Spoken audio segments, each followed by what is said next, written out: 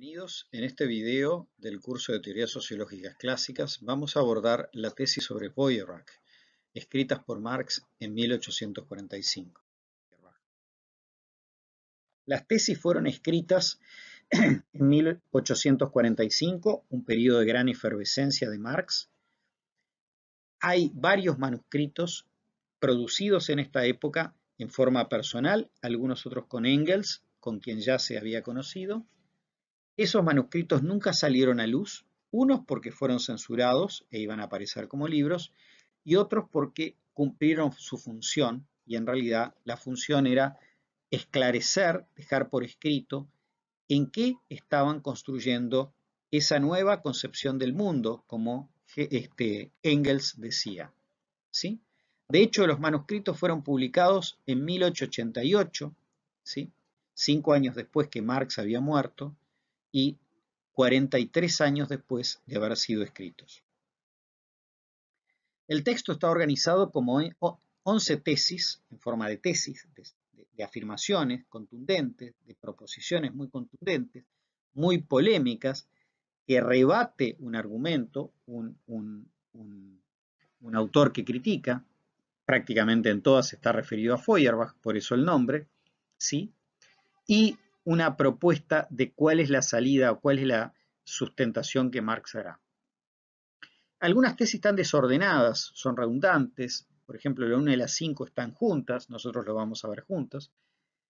Bien, algunas tesis son sobre la esencia del cristianismo, el gran libro de Feuerbach, otras son más generales, son sobre Hegel, pero indirectamente todas intentan ajustar cuentas con los hegelianos de izquierda diciendo, bueno, el periodo de crítica a Hegel que los hegelianos de izquierda hicieron dedicándose a estudiar la religión terminó. Ahora nos vamos a dedicar a otra cosa. Ahora nos vamos a dedicar a las relaciones sociales. Esa es la gran novedad, ¿sí? Y hay 3 ideas que vamos a ver que se reiteran mucho. La idea de cómo se conoce, qué es el conocer. La segunda idea es la base material. Continuamente se dice en qué consiste la base material, ¿sí? La materialidad de Marx y del materialismo histórico poco tiene que ver con la materialidad de otros materialismos de la época. Y finalmente, la práctica revolucionaria. Veamos la tesis 1, que es extensa. Dice, el defecto fundamental de todo el materialismo anterior, incluido el Feuerbach, es que solo concibe las cosas, la realidad, la sensorialidad, bajo la forma de objeto o de contemplación, pero no como una actividad sensorial humana, no como práctica, no de un modo subjetivo. ¿Sí? De aquí que el lado activo del conocimiento, del conocer, del pensar, haya sido desarrollado por la corriente opuesta al materialismo, el idealismo. Pero la dificultad es que el idealismo desarrolló el lado activo del ser humano, del pensar, del conocer, del imaginar, ¿sí? De una forma abstracta, ¿sí? Separada de la sensorialidad. Bien, ¿qué está sosteniendo esto?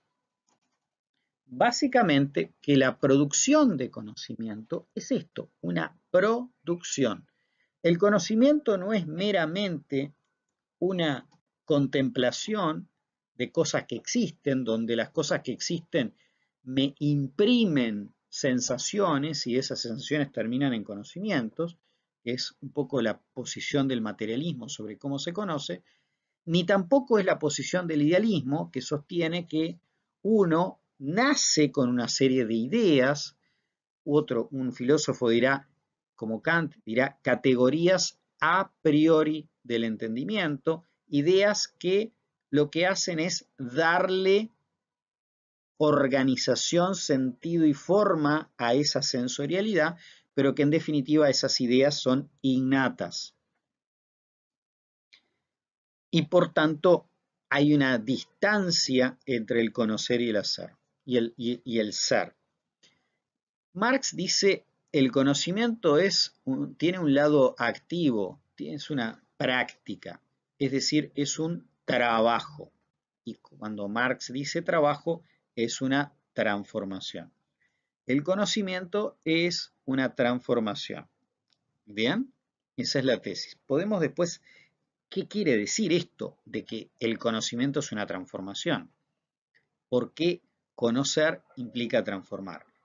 Lo que podemos ya decir es que el conocimiento no son puras impresiones sensoriales que en nuestros ojos, en nuestros oídos, en nuestro olfato o en nuestro tacto nos deja la materia, nos deja el mundo. Hay una parte que el sujeto pone en todo proceso de conocimiento. Entonces, en otra tesis más adelante, dice, el pensamiento no es abstracto, el pensamiento tiene un elemento concreto, ¿sí? Hay una actividad sensorial, sí, pero la actividad sensorial es práctica, es decir, no es una recepción pasiva, contemplativa, que me llega por los ojos, sino que hay una transformación de la actividad sensorial en conocimiento. Esa práctica, ese trabajo, tiene un lado activo que lo pone el sujeto. La tesis 2 es sobre la verdad. Y acá es muy interesante porque acá contrapone en la discusión cómo se decide, cómo se dirime si un conocimiento es verdadero. Lo que Marx sostiene es que es en la práctica donde el hombre tiene que demostrar la verdad. Es decir, la realidad y el poderío, la terrenalidad de su pensamiento. Para decirlo de una forma metafórica, Engels, en su libro de Ludwig Feuerbach, va a decir, el criterio de verdad que está planteando Marx tiene que ver con el laboratorio y con la industria. Si una teoría sobre el movimiento es correcta, la teoría será capaz de producir una locomotora. Si una teoría sobre la electricidad es correcta, en el laboratorio se producirá electricidad. Es decir, una teoría tiene consecuencias prácticas. No es un debate de salón, no es un debate puramente escolástico. Luego Marx pasa al otro elemento, a la base material.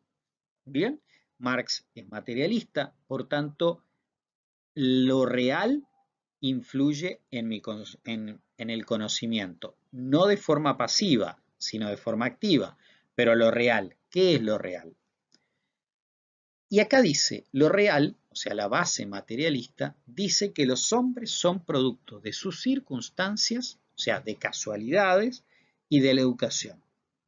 Y que por tanto, los hombres modificados son producto de circunstancias distintas y una educación modificada. Sin embargo, agrega Marx que no solamente hay una determinación de las circunstancias sobre los hombres, sobre qué son los hombres, qué somos cada uno de nosotros, sino que es al revés, que las circunstancias son hechas por los hombres elaboran y cambian las circunstancias. ¿Qué es lo que hace, por ejemplo, cambiar las circunstancias y cambiar la educación? Un trabajo particular de conocimiento que Marx le va a llamar práctica revolucionaria.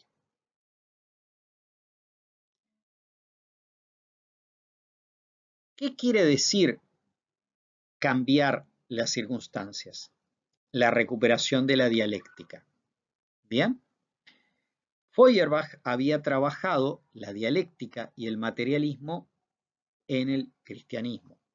Feuerbach había dicho que en realidad el cielo, las divinidades, el paraíso, eran todas enajenaciones, alienaciones religiosas que invertían la relación, la calamidad en que los hombres vivían, la pobreza, el dolor, el sacrificio, la soledad, y lo convertían en su opuesto. Se enajenaban al punto de que eso que es creación del hombre pasaba a ser más real que su propia realidad.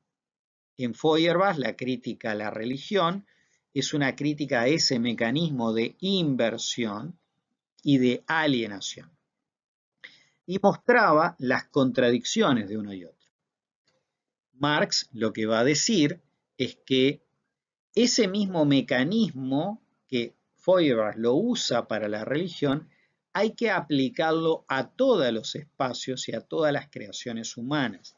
Por ejemplo, la relación entre el derecho y las condiciones de existencia, entre los estados y las condiciones de existencia, entre las ideologías y las condiciones de existencia, las formas de organizarse una familia y las condiciones de existencia. Y entender que ahí, en esa relación, hay contradicciones, hay irracionalidades, hay conflictos, y que la base del cambio en el derecho, en las constituciones, en las leyes, en las formas familiares, es ese conflicto, esa lucha, esa irracionalidad que llevada a un límite no resta más que eliminar esas formas anteriores. Entonces, ¿qué es esa base material? ¿Qué es esa esencia humana? Ya está claro desde Feuerbach que la esencia humana no es divina, es humana, punto. Ahora, ¿en qué consiste la esencia humana? ¿Existe algo genérico? No, dirá Marx. La esencia del hombre nada tiene de esencial, o sea, de universal, de ahistórico. El hombre es el conjunto de relaciones sociales en las cuales está inmerso, de las cuales fue producto. Entonces, no se puede hacer una abstracción de la trayectoria histórica que ha dado lugar a las circunstancias, a la vida, a las casas, a los trabajos, al tipo de escuela, a las relaciones de amistad o de pareja que tenemos. Hay una producción de la historia. No hay un hombre en abstracto, hay hombres, relaciones concretas existentes. Y dirá, Feuerbach no ve tanto que el sentimiento religioso es también un producto social, no es un producto del individuo abstracto o genérico. Cada sentimiento religioso es producto de un conjunto particular e histórico de circunstancias sociales y por tanto pertenece a una forma de sociedad. La vida humana es una vida de prácticas, es una vida material de actividad. Empezamos diciendo que todo conocer es una actividad de conocimiento. Seguimos diciendo que el hombre está hecho, está producido por la educación y las circunstancias, pero que también hace cambiar las circunstancias y cambia la educación, o sea que hay práctica, hay un trabajo. Entonces, ¿qué es la sociedad de acuerdo a Marx? Es un contrato social como sostenían John Locke, Jean-Jacques Rousseau, David Hume. No, la sociedad civil, es decir, como la unión política de ciudadanos abstractos, libres, formales, esa no existe. La sociedad es una sociedad de relaciones sociales, de construcciones, y por tanto la sociedad civil no es un acto político, es un acto de necesidad. ¿Bien? Entonces, la sociedad civil en el materialismo histórico que está proponiendo Marx es una sociedad humana de relaciones sociales históricamente producidas, pero transformadas y transformables por la continua e inevitable práctica. Cierra Marx con esta consigna que se ha hecho muy famosa respecto a cuál es la tarea que le corresponde ahora a la filosofía, y esto nos conecta directamente con la agenda del cambio que habíamos hablado. Los filósofos, dice Marx, no han hecho más que interpretar de diversos modos el mundo, pero de lo que se trata ahora es de transformarlo, ¿sí? En esto de transformarlo, Marx está pensando, y es muy elogioso, de lo que la clase burguesa, la burguesía industrial ha hecho. La burguesía industrial no vive de rentas, no vivió sentada cobrando impuestos a los campesinos y yendo a fiestas. La burguesía industrial, dice Marx, es una clase extremadamente revolucionaria porque lo que hizo es con su trabajo cambió las circunstancias y creó cosas antes inimaginables. Entonces, lo que se trata es de continuar, de asumir ese trabajo de cambio. Epílogo. Esto ya está en una obra muy posterior, pero que termina de abrochar el materialismo histórico. Me limito a leerlo y con eso nos despedimos. En la producción social de su vida, los hombres establecen determinadas relaciones necesarias e independientes de su voluntad. Relaciones de producción que corresponden a una fase determinada del desarrollo de sus fuerzas productivas materiales. El conjunto de estas relaciones de producción forma la estructura económica de la sociedad, la base real sobre la que se levanta la superestructura jurídica y política y a la que le corresponden ciertas formas de conciencia social. El modo de producción de la vida material condiciona el proceso de la vida social y política en general.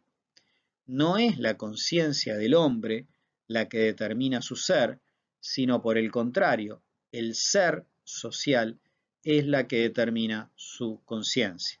Esto está en el prólogo de la contribución de la crítica a la economía política, el que fuera el libro más vendido de Marx hasta El Capital, que será el próximo. Muchas gracias.